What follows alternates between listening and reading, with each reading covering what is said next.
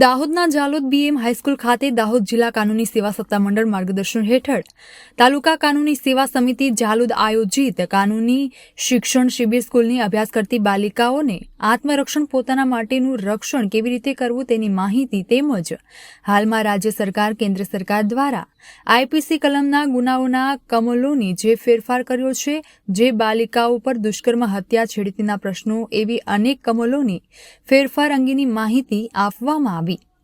Jhalod BM high school ખાતે સ્કૂલમાં ભણતી બાળાઓને આત્મરક્ષણ માટે કાનૂની શિબિર યોજવામાં આવી હતી।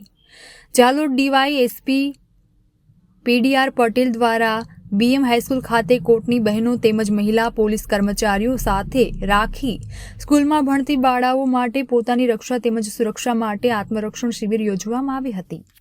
કાયદા 1 જુલાઈ 2024 થી અમલમાં આવેલા છે। એ અનુસંધાને જાલોદ પોસ્ટે વિસ્તારમાં આવેલી બીએમ હાઈસ્કૂલ ખાતે એક અવેરનેસ કાર્યક્રમનું મહિલાઓ માટેનું આયોજન કરવામાં આવેલું, જેમાં જાલોદ પોસ્ટે વિસ્તારના અધિકારી કર્મચારીઓ તેમજ સપોર્ટ બેઝ સેન્ટરના કર્મચારીઓ, મહિલા એડવોકેટ હાજર રહેલા અને આ જે બાળકો છે એમને સ્ત્રીઓને લગતા જે કાયદા છે તેની વિગતવારની જાણકારી આપવામાં આવેલી, તેમજ પોસ્કો એક્ટ અંતર્ગત શું જોગવાઈઓ છે તેની માહિતી આપવામાં આવેલી, તેમજ ભારત સરકાર તરફથી આ નવા કાયદામાં શું ફેરફારો કરવામાં આવેલા છે તેની વિગતવારની માહિતી આજરોજ બીએમ હાઈસ્કૂલ ખાતે આપવામાં આવી હતી। એ બદલ સ્કૂલના પ્રિન્સિપાલ સાહેબનો ખૂબ આભાર વ્યક્ત કરું છું। બીજું જે એડવોકેટ સાહેબ ડામોર સાહેબે આપણે જૂના કાયદા વિશે જાણકારી આપી કે ભાઈ 1860નો આ કાયદો હતો, અંગ્રેજોના જમાનાનો કાયદો। 1860માં બંધારણ તો દરેકે ભણ્યા હશો ને? અહીંયા કેટલાથી કેટલા ધોરણ સુધીની બાળકીઓ છે? અત્યારે હાલ 9 થી ટચ કોને કહેવાય? જો તમે એવું નથી કે શાળામાં રહેતા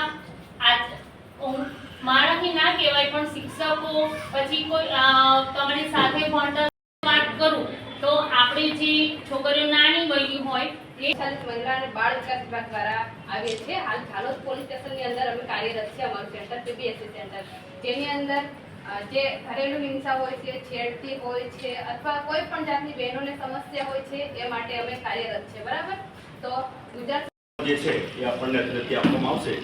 આપ સૌ શાંતિથી સાંભળજો અને કોઈ કે આપણે આ માટે જ છે અને રાષ્ટ્રપતિ જ અત્યારે હા એટલા માટે એટલે આપણા સમાજ પૂરતી ગામડા પૂરતી તો એવું આઈપીસી, સીઆરપીસી અને એવિડન્સ એક્ટ જે તેમજ આ મારી દીકરીઓ જગ્યા પર છું એમ તમે પણ મોટા થઈ અને ભવિષ્યમાં સારા એવા કામ